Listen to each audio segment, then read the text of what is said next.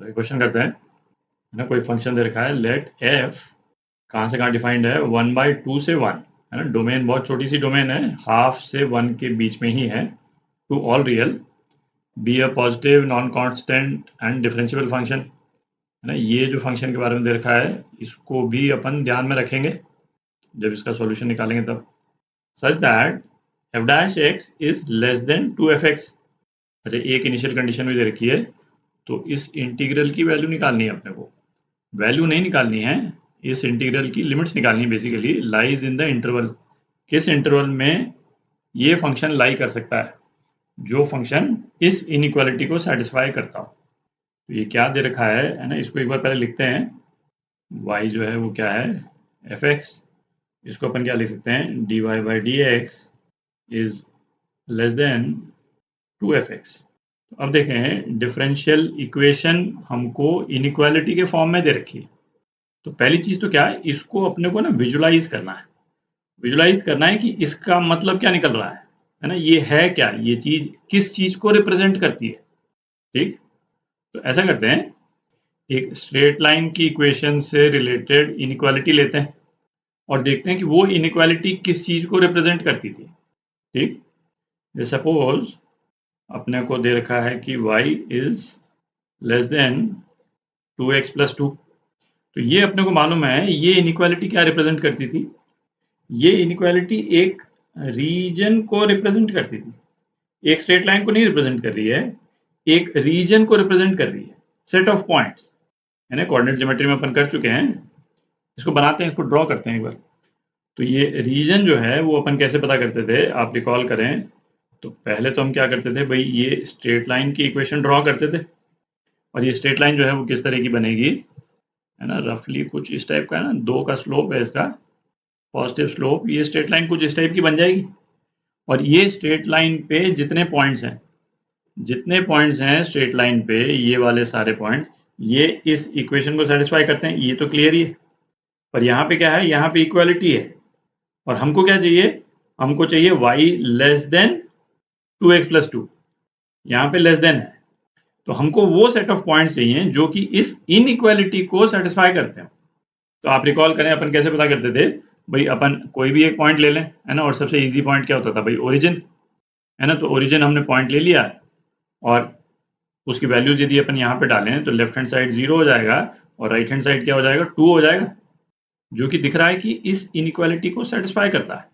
तो इस लाइन के दोनों तरफ कोई भी पॉइंट लेकर के यदि हम इसमें डालते हैं, तो यदि वो पॉइंट इनइक्वालिटी को सेटिस्फाई करता है तो ये पूरा रीजन, पूरा का पूरा रीजन जो है वो इस इनइक्वालिटी को सेटिस्फाई करेगा। इस रीजन में जितने पॉइंट्स होंगे वो इस इनइक्वालिटी को सेटिस्फाई करेंगे, है ना। ये तो अपन डिस्कस कर चुके हैं कोऑर्डिनेट ज्योमेट्री में। अच्छा, अब हम देखें कि ये जो इनइक्वालिटी है, डिफरेंशियल इक्वेशन में जो इनइक्वालिटी है वो क्या चीज रिप्रेजेंट करती है।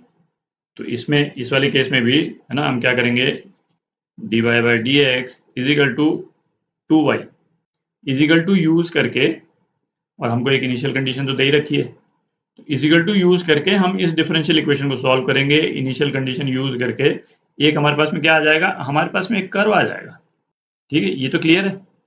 तो हमारे पास ये कर्व आ जाएगा और उसके बाद में ये इनइक्वालिटी जो है वो क्या रिप्रेजेंट करेगी, वो एक सेट ऑफ कर्व्स को रिप्रेजेंट करेगी। अभी देखेंगे अपन उसको, सेट ऑफ कर्व्स को रिप्रेजेंट करेगी जो इस कंडीशन को सेटिस्फाई करते हो।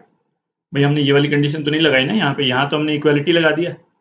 और ढेर सारे कर्व्स होंगे, सिंगल कर्व नहीं, है ना, इनिशियल कंडीशन के बाद भी, इस इनिशियल कंडीशन को सेटिस्फाई करते हुए भी हमारे पास में ढेर सारे कर्व्स आ जाएंगे जो कि इस इनइक्वालिटी को सेटिस्फाई करते हो। जैसे यहाँ पे ढेर सारे पॉइंट्स आ गए थे ना जो इस इनइक्वालिटी को सेटिस्फाई करते हैं। तो उससे अपने को आइडिया लग जाता है कि कर्व जो है अपना जा कैसे सकता है।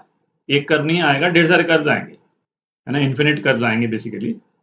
और फिर हम देखेंगे कि उन कर्व्स का मिनिमम और मैक्सिमम एरिया क्या है। ये जो दे रखा है ना हमको, है ना, एक एरिया तो दिया नहीं, ये इंटीग्रल जो है वो किस इंटरवल में लाई करता है वो पता करना है। तो area under the curve half से 1, ये हाफ से 1 किस इंटरवल के बीच में लाई कर सकता है वो अपन देखेंगे विजुलाइज करके। तो डिफरेंशियल इक्वेशन में इनइक्वालिटी का मतलब ये है। ठीक है, अब अपन क्वेश्चन करते हैं। तो जैसा अभी अपन ने डिस्कस किया, इसको अपन डिफरेंशियल इक्वेशन को हम सॉल्व कर लें इक्वल टू साइन के साथ में 2y, है ना, ये तो सिंपल सी इक्वेशन है। तो ये क्या हो जाएगा, dy by y is equal to 2dx। तो ये क्या हो गया, ln y is equal to 2x plus constant. अच्छा, ये जो इनिशियल कंडीशन उधर की है, इसको यदि अपन लगाते हैं इसमें, तो क्या आ जाएगा, यहीं कर लेते हैं, 0 इज इक्वल टू 1 प्लस सी। तो सी की क्या वैल्यू आ गई, -1 आ गई। तो ये क्या हो गया, ln y is equal to 2x minus 1। तो y, है ना, y क्या हो गया, e to the power 2x minus 1। तो उसको ऐसे लिख लेते हैं अपन, 2x अपॉन e। ठीक, ये लिख सकते हैं। अब इसको मैं मिटा देता हूँ, है ना, क्योंकि ये इजिकल टू साइन यूज करके जो सॉल्यूशन आया है, अब इस फंक्शन को यूज करेंगे अपन। इस फंक्शन को यदि अपन ड्रॉ करते हैं तो कैसा लगेगा देखने में, है ना, हाफ से 1 के बीच में ही है, हाफ से 1, x is equal to half पे इसकी वैल्यू क्या हो जाएगी, e अपॉन ई, मतलब 1 हो जाएगी, ये 1, और x इज इक्वल टू 1 पे, है ना, ई स्क्वायर अपॉन ई, मतलब e। तो यहाँ पे ये है, और e यहाँ पे कहीं पे हो जाएगा, और ये दिख ही रहा है ना, कॉन्स्टेंटली इंक्रीजिंग फंक्शन है, डिफरेंशियल इसका पॉजिटिव है थ्रू आउट। तो ये ग्राफ जो है वो कुछ इस टाइप का बन जाएगा, है ना, ऐसे कर्व होता हुआ, चलिए ऐसे बना देते हैं थोड़ा आगे तक, है ना, इस टाइप का बन जाएगा, है ना, यहाँ 1 कर देते हैं। अब क्या, ये वाली इक्वेशन अपने पास में आई है इक्वल साइन लगा करके, पर ये जो फंक्शन एफ एक्स है वो किस कंडीशन को सेटिस्फाई करता है, अब उसको एनालाइज करते हैं कि इसकी स्लोप जो है वो लेस देन 2f(x) है। ठीक, इसका मतलब क्या हो गया, ये वाला ग्राफ जो अपन ने बनाया, ये वाला ग्राफ जो अपन ने बनाया, उसमें अपन ने तो इक्वल साइन लिया था, तो f' जो है वो क्या था, इक्वल टू 2f(x) था। ठीक, तो यदि f' लेस देन 2f(x) है, इसका मतलब जो हमारा जो कर्व है ना, ये जो fx वाला जो कर्व है, उसकी स्लोप इस वाले कर्व के स्लोप से हर केस में कम रहेगी, हाफ से 1 के पीरियड में हर केस में कम रहेगी, दिख रहा है, इस इनइक्वालिटी साइन के कारण। तो अब ये fx जो फंक्शन है ना, वो किस तरह के शेप्स ले सकता है, किसी भी पॉइंट पे उसका स्लोप ये वाला जो ग्राफ अपने पास में आ गया, इससे ज़्यादा नहीं जा सकता। ठीक, ये तो क्लियर।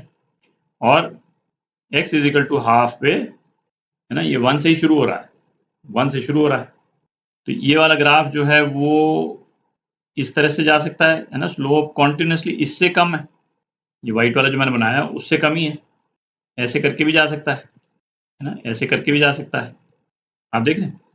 अच्छा, नेगेटिव स्लोप भी ले सकता है ना, कहीं कोई रुकावट तो है नहीं, तो नेगेटिव स्लोप लेगा तो इस तरह से भी जा सकता है, भाई यहाँ पे नेगेटिव स्लोप आ गई, फिर ऊपर आ गया।